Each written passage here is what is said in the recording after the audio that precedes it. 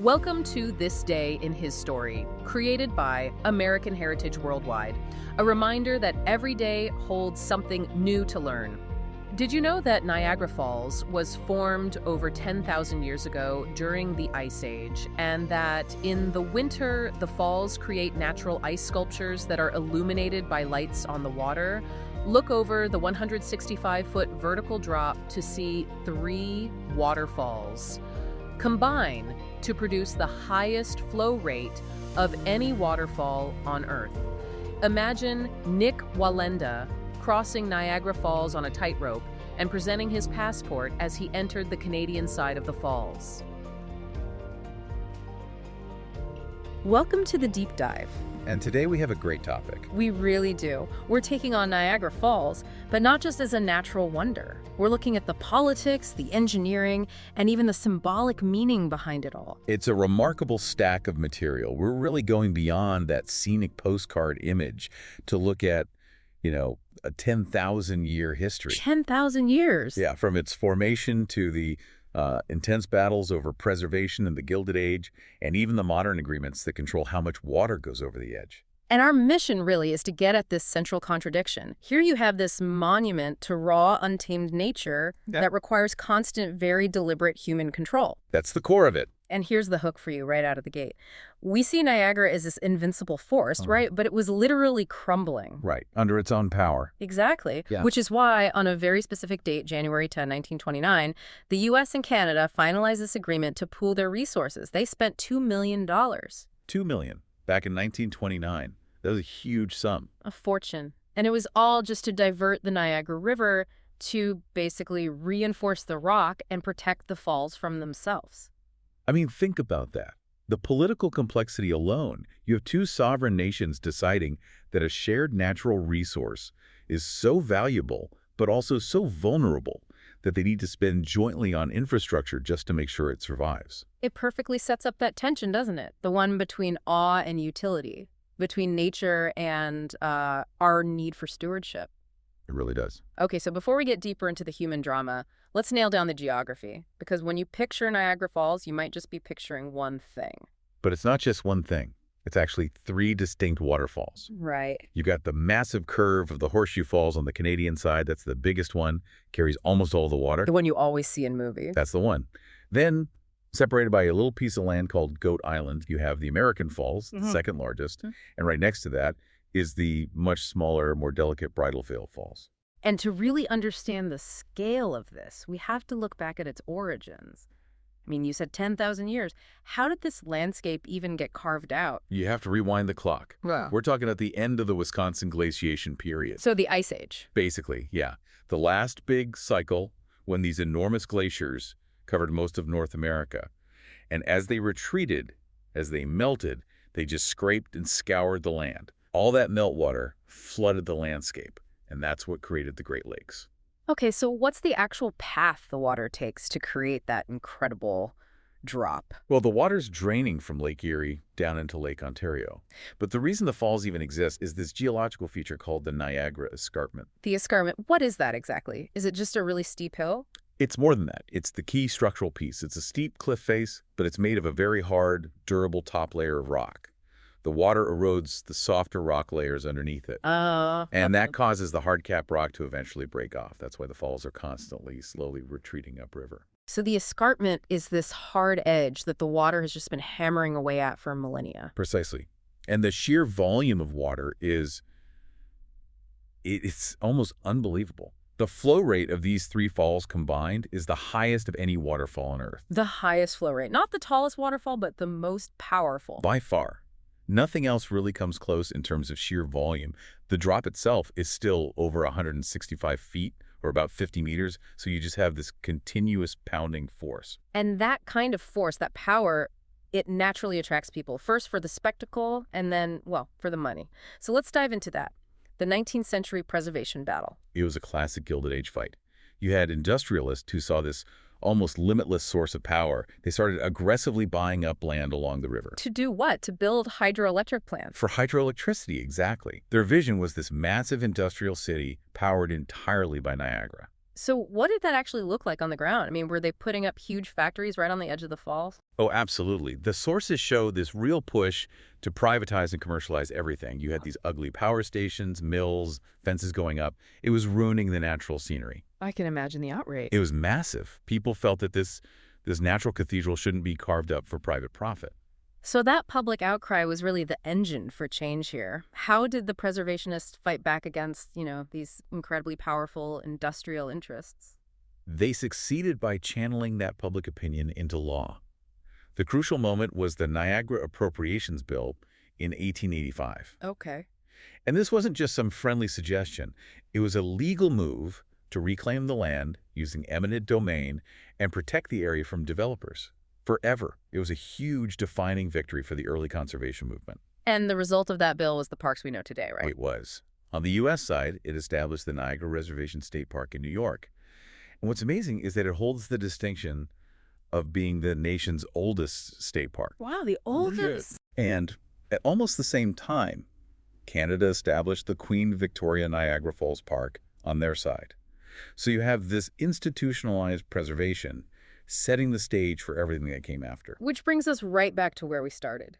That idea of ongoing stewardship and the need for international cooperation. It's one thing to declare a park. It's another thing entirely to manage a shared resource that is actively destroying itself. The 1885 bill established the parks, but it didn't solve the erosion problem. So that's where the 1929 agreement comes in. That's why it was so pivotal that $2 million wasn't for tourists. It was for a massive engineering project to divert the river's flow away from the weakest parts of the rock, just to keep the falls structurally sound long into the future. It's amazing to think about the political will that took. To coordinate something like that between two countries, especially back then, it just proves that even the most powerful natural wonder needs maintenance. Constant maintenance. If we didn't intervene, the erosion would accelerate dramatically. The falls would look completely different much, much sooner. So what does that active intervention look like today? Which brings us to, I guess, Section 3, the modern management of it all. The level of control it's extensive. Engineers actively manage the flow, mostly by diverting water through massive tunnels to hydroelectric plants upstream. So the spectacle we see, the water rushing over the edge, isn't just nature running wild, it's being calibrated. It's being carefully calibrated, yeah.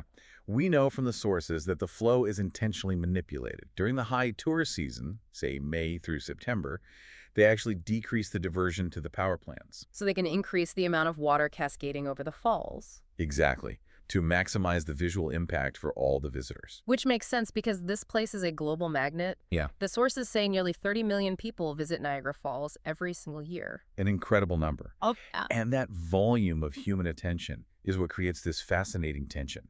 A tension that is really the core intellectual takeaway from the sources, the sort of contradictory appeal of the falls. It is. It's beautifully summarized by Ginger Strand in her book, Inventing Niagara. What did you find? Well, she noted that the site became so popular for two seemingly opposite reasons.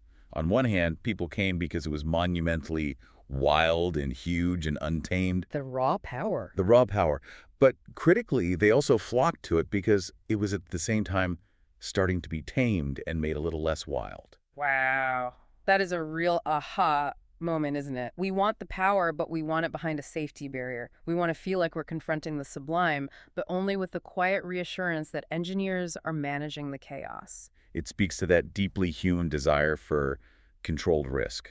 We want to stand on the edge of the abyss and marvel, knowing we can walk away safely. And speaking of controlled risk, we have to talk about the human feats. Tightrope walking is the most famous, and the 2012 walk by Nick Wallenda is the modern legend. Right. He was the first person in over a century to get permission from both governments to try the crossing.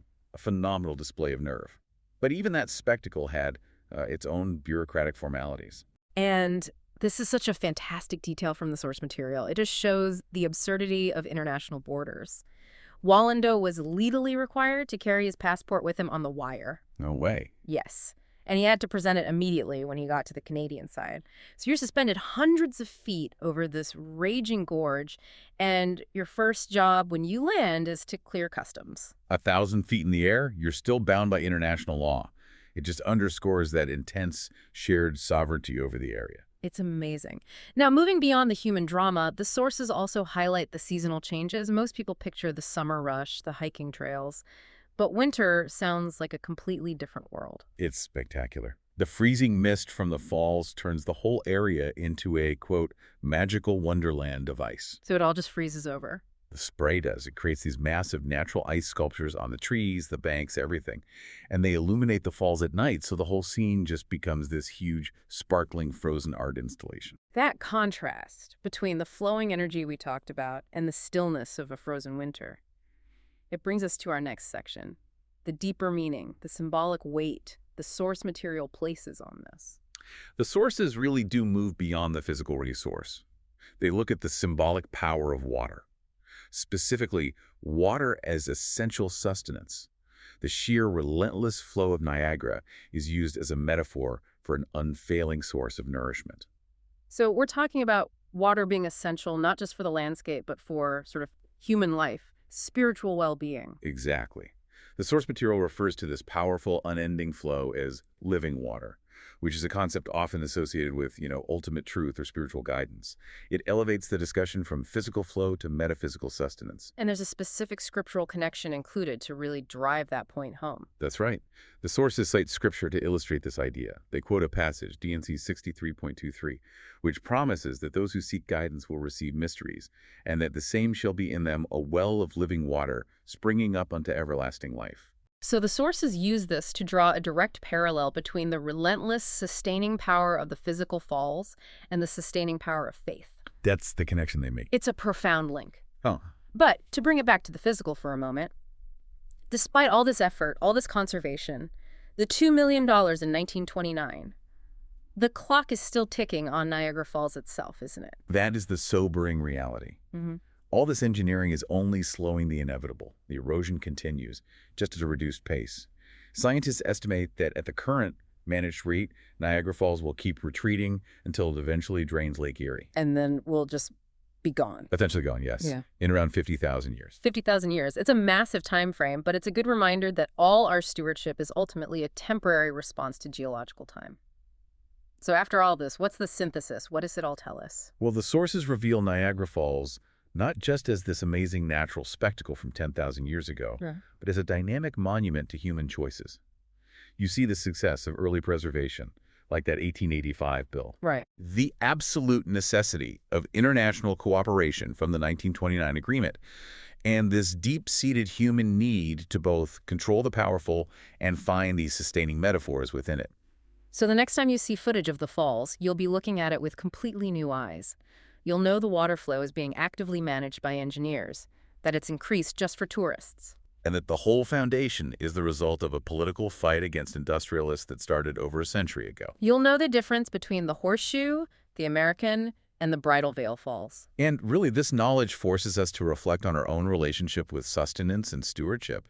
The sources prompt us to ask, in what way is water an essential part of your daily physical life? And what non-physical resource sustains you through life's continuous flow? And we want to leave you with one final provocative thought to mull over, one that ties all this preservation effort to the reality of that eventual erosion.